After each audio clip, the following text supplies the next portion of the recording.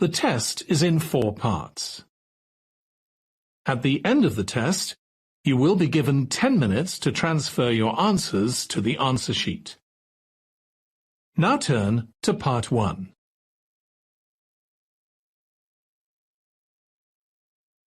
Part 1. You will hear a phone conversation in which a woman talks to a public transport official about something she has lost. First, you have some time to look at questions 1 to 4.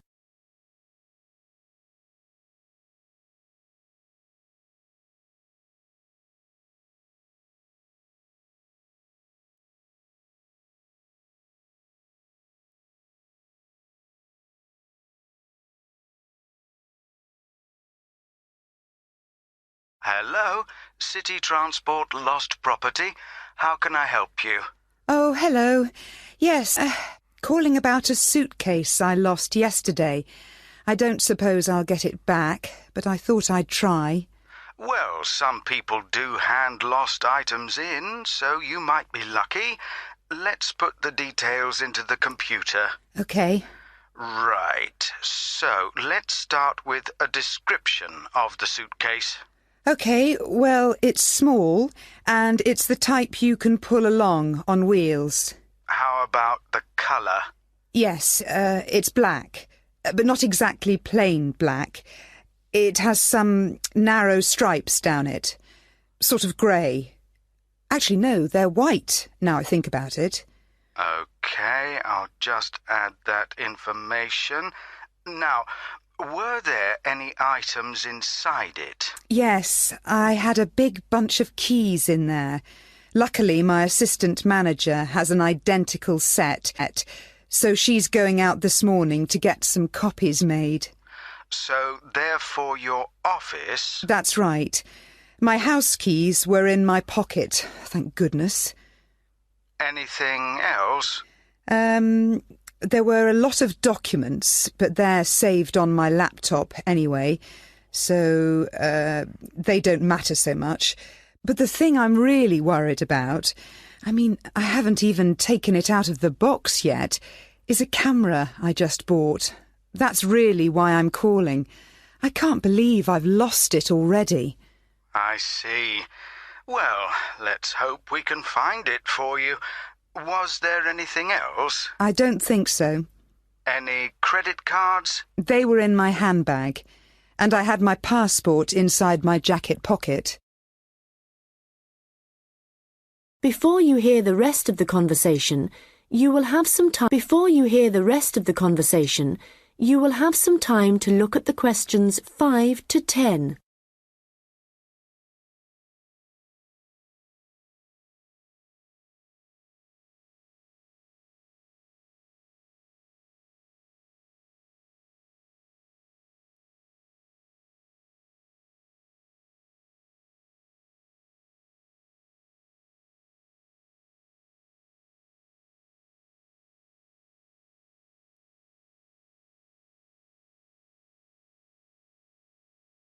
Now listen and answer questions 5 to 10. Money, clothing, any personal items? Let me think. I had an umbrella. It was black. No, blue. But obviously that isn't as important as the other things.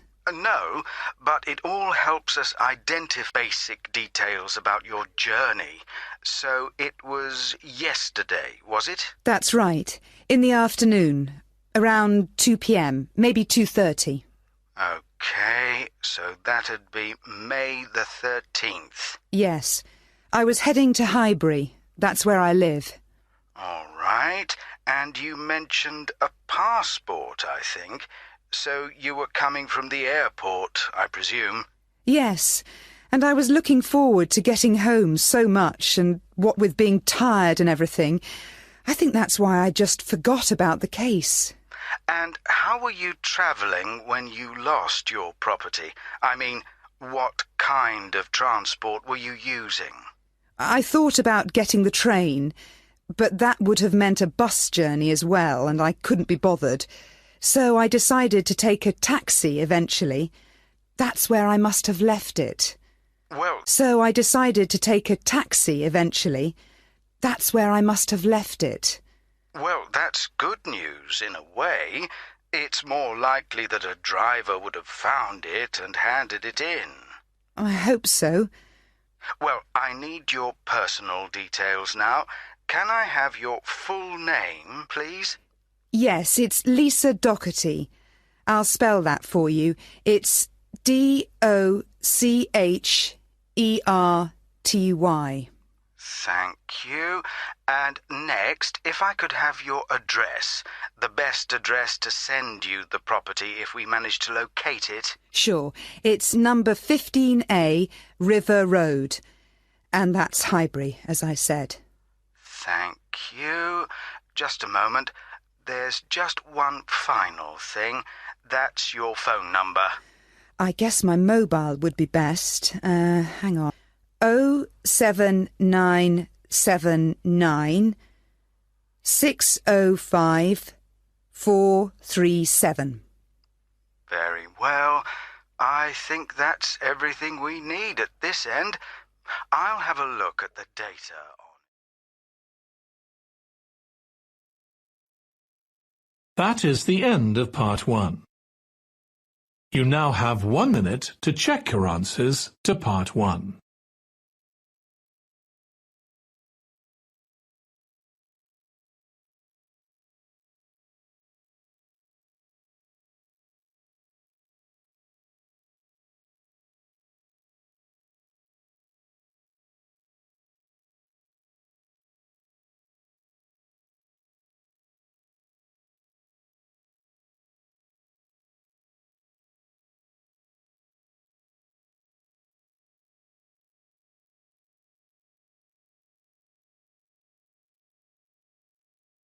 Part 2.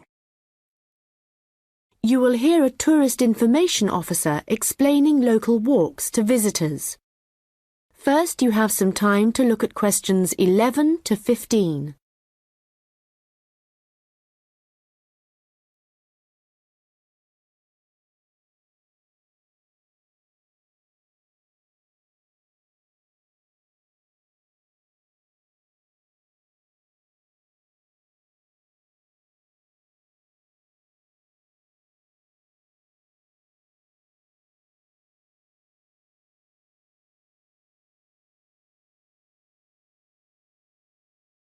Welcome to everyone here.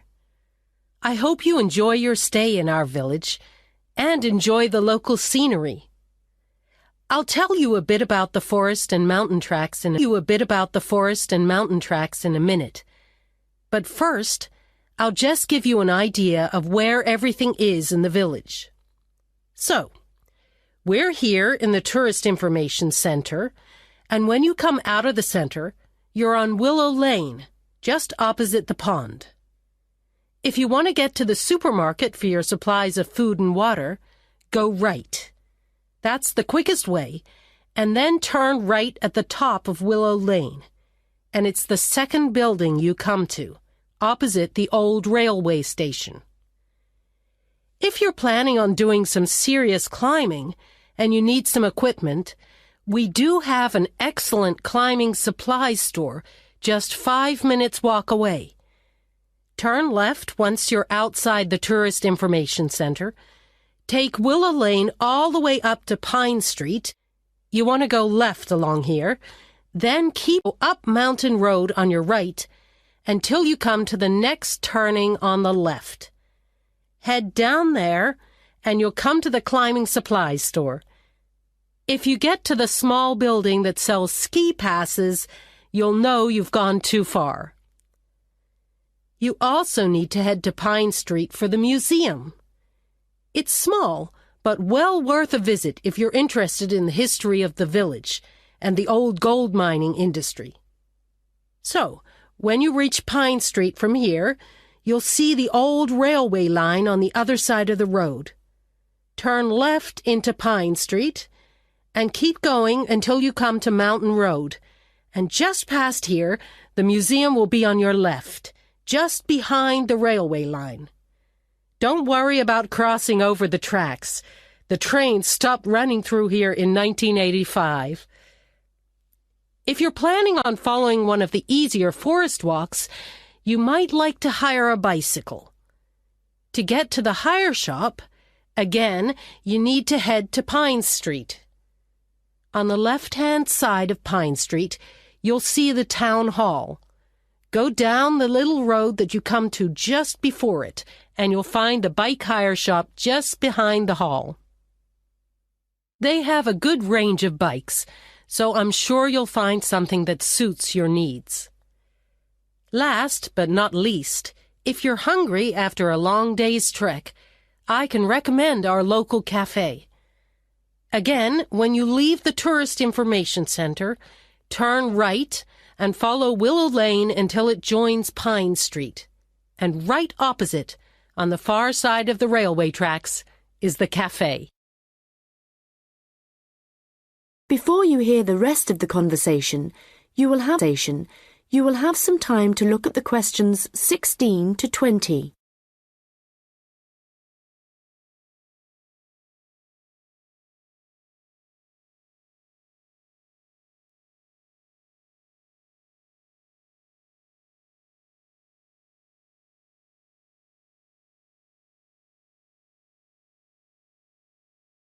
Now listen and answer questions 16 to 20. Okay, let me tell you a little bit about the different tracks we have here. All of them start at the end of Mountain Road, and you'll find a parking lot there where you can leave your vehicles. Let's start with North Point Track. It's a gentle route through lowland forest, good for biking and probably the one for you if you have small children. There's a wooden hut where you can stay at the end of the track, but be aware that it's really just an overnight shelter, and you'll need to take your own sleeping bags and cooking equipment. Another option is the Silver River Track. As the name suggests, you'd be following the river for most of the way, and you get to see some of our beautiful native birds. But the track also goes through a densely forested area.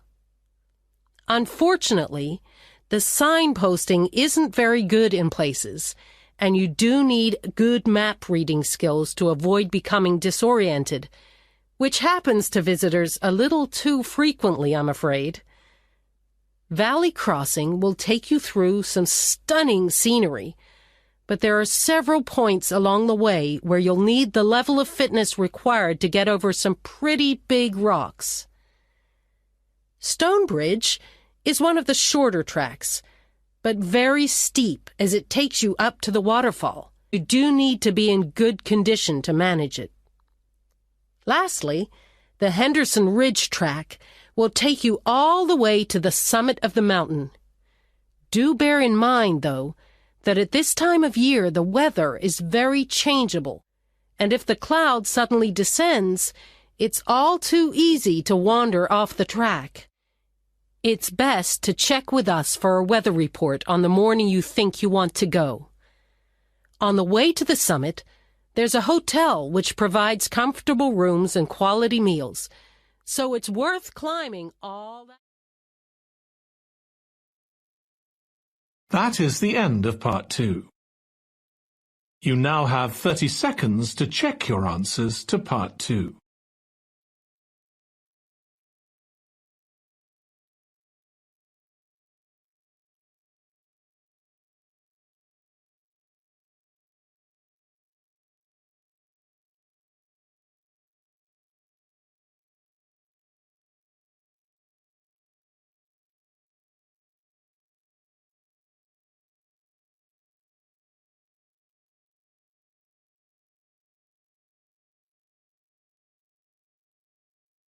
Part 3. You will hear a student discussing his case study with his tutor. First, you have some time to look at questions 21 to 25.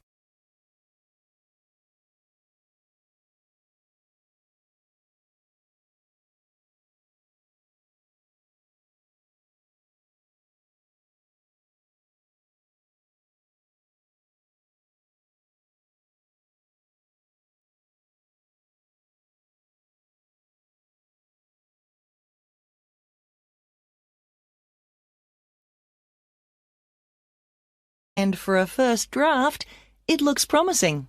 I have to be honest. When you told us we had to write about a furniture company, it didn't sound like the kind of thing that would interest me.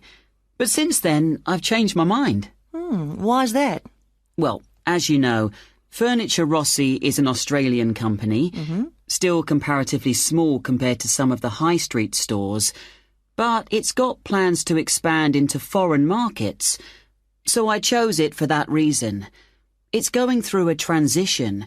It's a family-run business aiming to build a global brand. All right, and you've made that clear in your writing.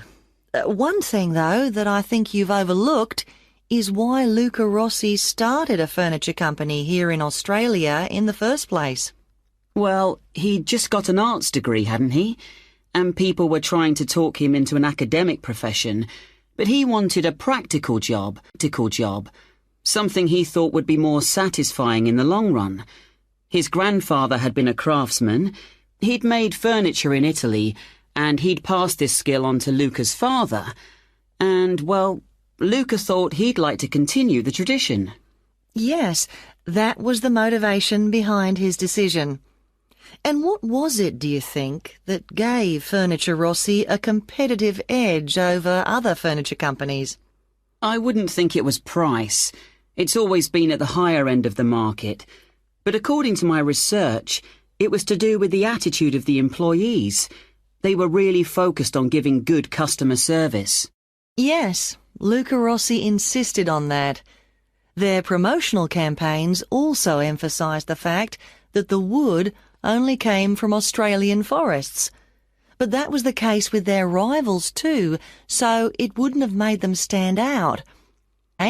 We'll have a careful look at the content of your case study in a minute, but I just want to make a general comment first before you start writing your second draft. OK. Yes, what I'd like to see more of is your opinion. A bit more critical thinking rather than the bare facts. But it's good to see you've been careful with your referencing this time. Thanks. And I read and reread my work, so I'm pretty sure there aren't any errors with the language. Yes, it's fine. Oh, but there's one other thing I could probably mention at this point. Yes? Well, at the end of term, you'll also be giving a presentation, also on Furniture Rossi. Yes. I haven't given it much thought yet. Understandably, but while you're writing the case study, I'd recommend you think about what kind of information would be suitable to use in your presentation. Remember, the last time you gave a presentation on a company, you spent a considerable part of the time providing the audience with financial data. But they probably needed to hear more about company strategy. Yes, I did concentrate rather too much on the figures. I'll make sure there's a balance this time. Good.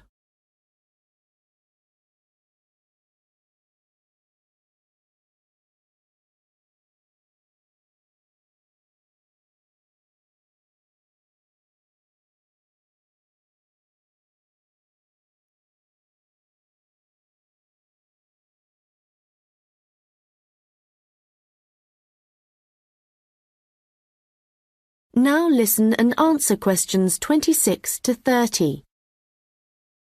OK, so let's just think about the content of your case study, the history of Furniture Rossi. I see here in paragraph 4, you're talking about how Luca Rossi raised the capital for his new business venture. And then you're talking about the customer base growing much wider. But what was it that prompted this growth? Well, that was to do with the quality of the furniture products that the company was selling. People loved that it was all handmade and would last. And because demand from customers kept growing? Well, then Rossi needed to take on more craftsmen, so they could make sure the orders were ready on time. And then he also had to set up 2 new warehouses to make distribution quicker. Yes, and from there, the company really grew. But think what happened next. They started looking at ways to increase their profits and called in a consultant. And what was that the infrastructure was completely outdated. They were paying 3 full-time admin staff just for data entry.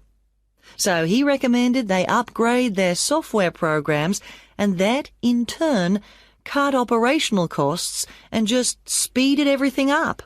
I'm surprised they didn't get onto that earlier. But I suppose Luca Rossi was more interested in the design aspect, rather than the finance side of things. Yes, I imagine that's why he eventually turned the day-to-day running of the company over to his son. And in fact, it was the son, Marco, who persuaded his father to move on from traditional television advertising and go online instead. I guess that's the best way to reach people. It can be, but initially customers actually complained. Why? Well, some users found it hard to navigate their way around so they were getting frustrated and giving up. So then the company called in a professional to improve it. Oh, I see. He must have done a good job. They've had a continuous 3-year rise in revenue, so things must be going well. Indeed. And what of the future? Well, I probably need to talk about this a bit more in the concluding paragraphs, don't I? Consumers are already aware of the quality of the furniture, that's for sure. But I think the company is aiming to publicise their values. The fact that they have respect for beauty, durability and functionality, and the environment. A lot of companies are already...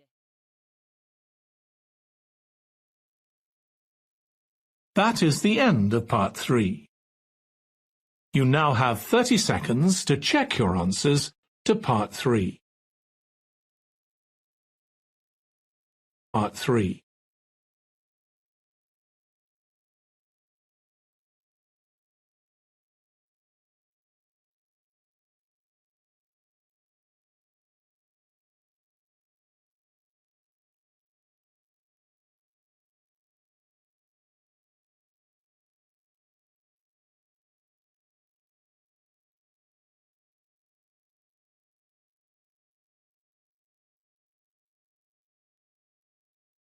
Part 4. You will hear a lecture about rock art. First, you have some time to look at questions 31 to 40.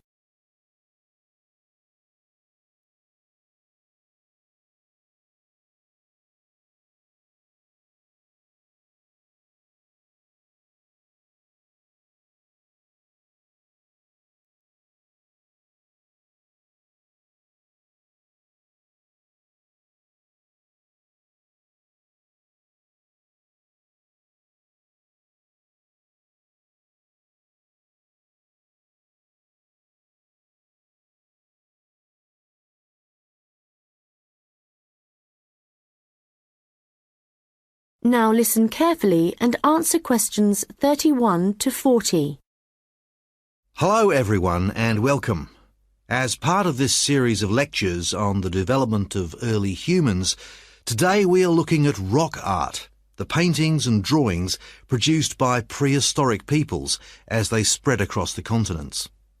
If you've been lucky enough to look at a piece of rock art close up, you will know it's an experience that makes you wonder about the passage of time and our own history. But rock art also has a practical value for researchers, and let's start by considering why that is.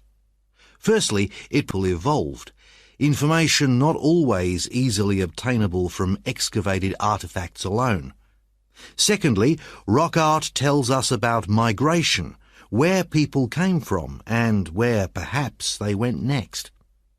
Rock art is found all over the world, and this in itself is not surprising. But what is rather amazing, you might think, is how similar some images are, whether you're looking at a rock face in South Africa or standing inside a cave in Spain. Let me give you an example. When our ancestors drew humans, they would often draw them as stick figures. But if they drew a face, then the eyes were almost always very prominent, very open and wide. And of course, animals are very common in rock art. But one animal which is very interesting to researchers is the lizard. because whenever you see a prehistoric painting of one, it's depicted either in profile or looking down on it from above. And these drawings are produced by people of totally different cultural backgrounds. Amazing. But how can this be the case, that similar artistic styles exist in such distant locations? In the past, archaeologists believed that trade must have brought people together, and that it gave them the opportunity to observe each other's culture, including art styles. But this didn't prove to be the case. Recently, researchers have come up with a new theory. They believe that the brains of our ancestors evolved to notice certain images before others, and this was important, actually essential, because in an environment full of constant danger, it was necessary to be helpful or harmful, could have had a great influence on rock art, and explain why some images are more common across cultures than others. Later on, there would have been other reasons why communities produced art, certainly for spiritual and social purposes, and no doubt for political ones too, as different tribes looked for allies and struggled against their enemies. Well, as I said before, you can find rock art all over the world, but I'd like to focus now on the rock art of the Aboriginal people of Australia. The images that survive in this part of the world span at least 20,000 years. In fact, the Aborigines were still practicing this art form in the late 18th century when the Europeans began to arrive, and certain images point to the contrary when the Europeans began to arrive, and certain images point to the contact between them. For example, the Aborigines began to draw ships which they would have seen along the coast. It's hard for us to imagine what they must have thought when these first began to appear. Another image that is evidence of European arrival is that of horses, an animal that would have been very alien to the Australian landscape. It isn't actually known how many sites there are across Australia where rock art can be found, but unfortunately we do know that much of the art is being lost to us. Erosion, of course, is one of the key reasons for its destruction, but human activity is also increasingly responsible.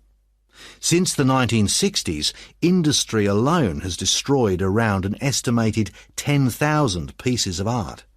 At this rate, in 50 years, vandalism is sadly another factor, and although most people, I believe, would wish to preserve this art, I'm afraid that tourism is another reason why the art is disappearing. In some cases, the art is damaged when people... That is the end of part 4. You now have 1 minute to check your answers to part 4.